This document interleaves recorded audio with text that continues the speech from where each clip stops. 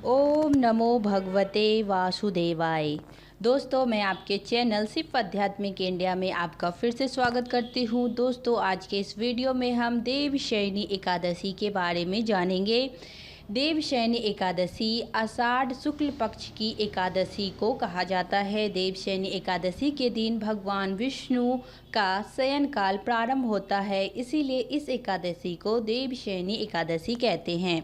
तो दोस्तों, आज के हम इस वीडियो में देवशयनी एकादशी के कुछ रोचक तथ्यों के बारे में जानेंगे।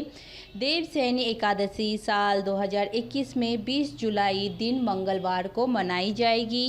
20 जुलाई 2021 से ही चतुर्मास प्रारंभ हो जाएगा। देवशयनी एकादशी में भगवान विष्णु विश्राम की अवस्था में चले जाते हैं और अपना सारा कार्यभार भगवान शंकर को दे देते हैं। इसीलिए आषाढ़ मास के बाद सावन का महीना आता है, जो कि भगवान भोलेनाथ का सबसे प्रिय महीना है और भगवान भोलेनाथ के भक्तों के लिए भी यह महीना काफ़ी महत्वपूर्ण और काफ़ी खास होता है, क्योंकि भगवान भोलेनाथ को प्रसन्न करने के लिए सावन का महीना बहुत ही महत्वपूर्ण है। हालांकि सावन का महीना भगवान भोलेनाथ को अत्यधिक प्रिय क्यों है, इसके पीछे बहुत ही रोचक कथा है, जिसके बारे में हम लोग अगली वीडियो में बात करेंगे।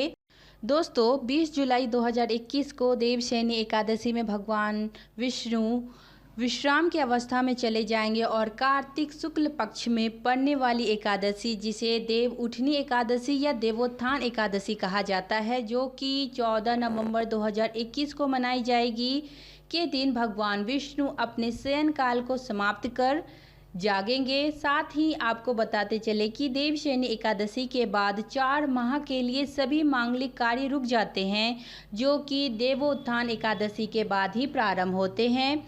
देवशयनी एकादशी को आषाढ़ी एकादशी, पदा एकादशी या हरिशयनी एकादशी भी कहा जाता है। साथ ही आपको बताते चले कि देवशयनी एकादशी जगन्नाथ रथ यात्रा के बाद ही प्रारंभ होती है। देवशयनी एकादशी के महत्व के बारे में आपको महाभारत के कथाओं में भी मिलती है। धार्मिक मान्यता के अनुसार भगवान श्री कृष्ण ने धर्मराज युधिष्ठिर को और अर्जुन को इस व्रत के बारे में विस्तार पूर्वक बताया था। धर्मराज युधिष्ठिर ने भगवान श्री कृष्ण के कहने पर ही देवशयनी एकादशी का व्रत किया और पारण भी किया था, जिसके फलस्वरूप धर्मराज युधिष्ठिर को मोक्ष की प्राप्ति हुई थी। देवशयनी एकादशी साल के सभी एकादशी में सर्वश्रेष्ठ माना गया है। देवशयनी एकादशी को विधि पूर्वक पूर्ण करने से जीवन में सुख, समृद्धि एवं शांति का आगमन होता है। व्यक्ति की सभी मनोकामनाएं की पूर्ति होती है। साथ ही साथ व्यक्ति के जीवन में आ रही हर प्रकार की परेशानियों से उसे छुटकारा भी मिलता है। साथ ही साथ दोस्तों, देवशयनी एकादशी करने से शरीर के सारे कष्टों से मुक्ति मिलती है और स्वस्थ और शांत जीवन की प्राप्ति होती है। देवशयनी एकादशी पर श्री हरि की कथा सुनने से जीवन में सभी संकट दूर हो जाते हैं। देवशयनी एकादशी के दिन लहसुन, मांस, मंदिरा, बासी भोजन, खास करके चावल आदि का सेवन बिल्कुल भी नहीं करना चाहिए।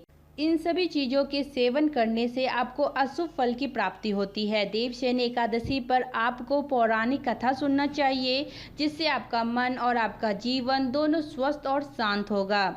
जो भी लोग देवशयनी एकादशी का व्रत रखते हैं, उसे सिद्धि की प्राप्ति होती है। उसके घर में हो रहे कलह, लड़ाई झगड़े, मतभेद सभी खत्म हो जाते हैं और उस व्यक्ति के जीवन में और उस व्यक्ति के घर परिवार में सुख, समृद्धि और शांति का आगमन होता है। देवशयनी एकादशी के दिन शुक्ल और ब्रह्म दोनों योग बन रहा है। ऐसा माना जाता है कि इस शुभ योग में जो भी कार्य किए जाते हैं, उसमें सफलता तो मिलती ही है, साथ ही साथ आपको मान सम्मान की भी प्राप्ति होती है और उसमें वृद्धि भी होती है। और अंत में दोस्तों, सबसे खास बात, देवशयनी एकादशी के बाद भले ही भगवान विष्णु विश्राम अवस्था में चले जाते हैं, लेकिन भगवान भोलेनाथ, शिवगण और आपके पितरों के जागने का समय हो जाता है। तो दोस्तों, मुझे उम्मीद है कि यह वीडियो आपके लिए लाभदायक रहा होगा। आपने अपना कीमती समय दिया, इसके लिए दिल से धन्यवाद।